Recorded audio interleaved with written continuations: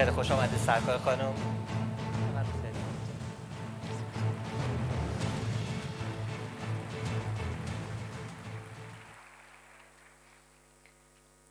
به نام یزدان پاک. هر هنری کان ز دل آموختند، بر زه منسوج وفا دوختند. گر هنری در تن مردم بود، چون نپسندی گهری گم بود. گر بپسندیش دگرسان شود، چشمه آن آب دو چندان شود. مردم پرورده به جان پرورند، گر هنری در طرفی بنگرند.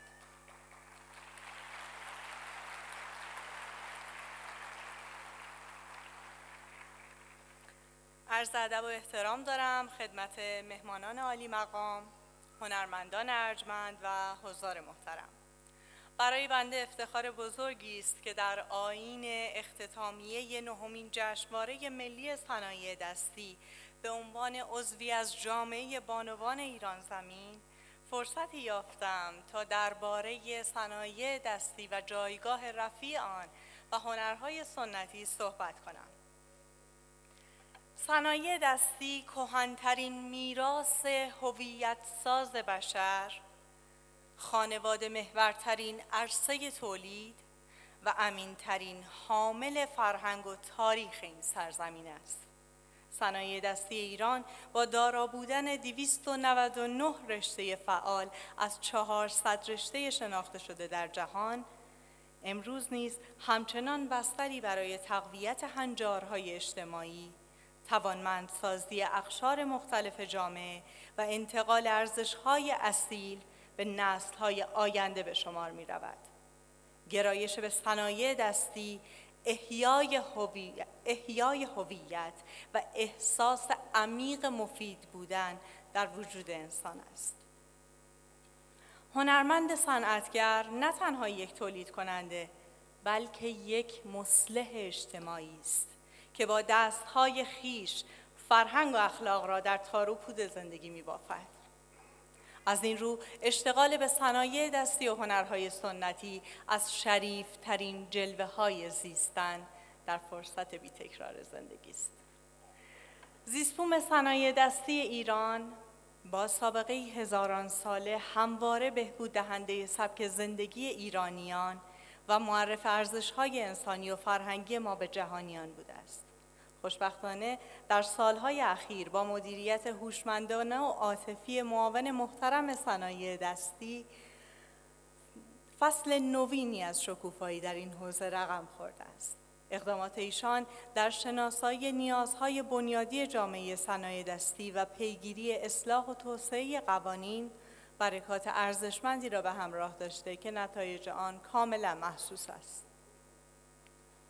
نگاه راهبردی و آینده‌نگر ایشان در شناساندن جایگاه صنایع دستی به نهادهای مختلف کشور سبب شده است که دولت و مجلس با درک عمیق‌تری به این عرصه به عنوان یکی از مظاهر قدرت نرم و عامل تقویت سرمایه‌های اجتماعی بپردازد که بیشک سرمایه اجتماعی از اصلی‌ترین دارایی‌های یک کشور است. تهیه و تصویب سند ملی توسعه صنایع دستی یکی از مهمترین دستاوردهای این دوران است که نشان از عزم جدی برای حفظ و گسترش این میراث گرانبها دارد. در اینجا حضور مقام عالی ریاست قوه قضاییه را مغتنم می‌دانم تا یکی از مهمترین چالش‌های زیستبوم صنایع دستی را مطرح کنم. موضوعی که در صورت عنایت ویژه قوه قضاییه می‌تواند منشأ شفافیت و تحول در روند کارشناسی و ارزیابی آثار و رونق اقتصاد محصولات صنایع دستی شود. عدم وجود نظامنامه فنی و حقوقی مناسب با ویژگی‌ها و تنوع گروه‌های 18 گانه صنایع دستی جهت جذب و تربیت کارشناسان رسمی قوه قضاییه از میان خبرگان و هنرمندان دارای نشان درجه هنری موضوعی بنیادی و اثرگذار بر جوانب مختلف فعالیت در این حوزه به شمار می‌رود. این موضوع یکی از مهمترین خلاهای توسعه اقتصاد صنایع دستی کشور است. خطاهای کارشناسی و عدم تخصص فنی در ارزیابی آثار آسیب‌های جبران ناپذیری به این حوزه وارد می‌کند. همچنین با توجه به تحولات فناوری‌های نوین و لزوم تبدیل کردن روش‌های سنتی اقتصاد به روش‌های مبتنی بر فناوری، کارشناسی، ارزیابی و احراز اصالت دقیق آثار و محصولات از ارکان اصلی و شروط لازم توسعه خواهد بود. اما راهکار چیست؟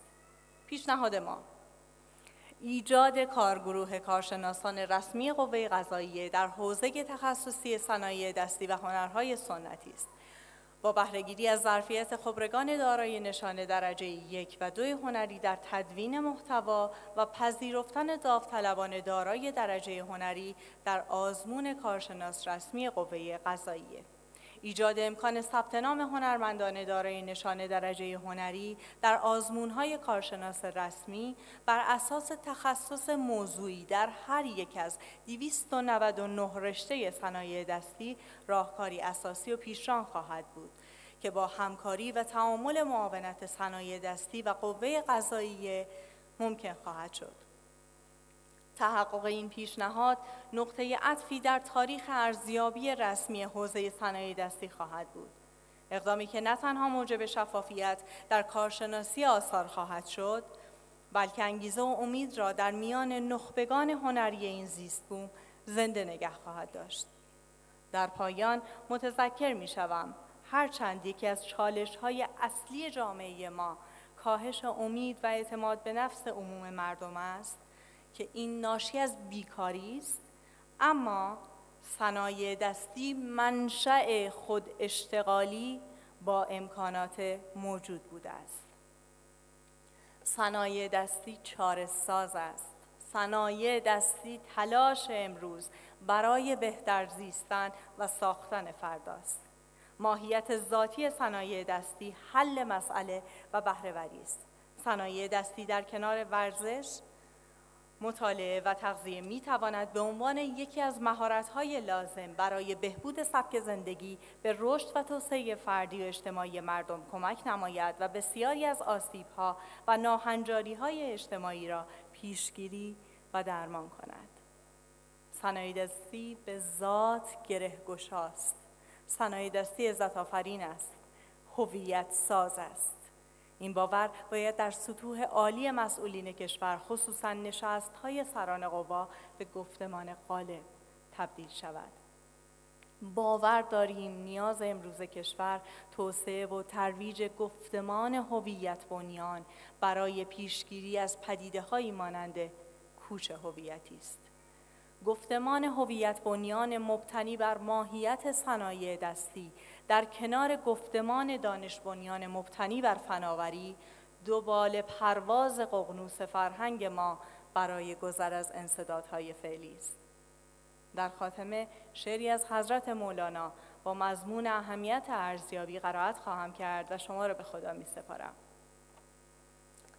ترازو گر نداری پس تو را زو ره زند هر کس، یکی قلبی بیاراید تو پنداری که زر دارد. ممنونم.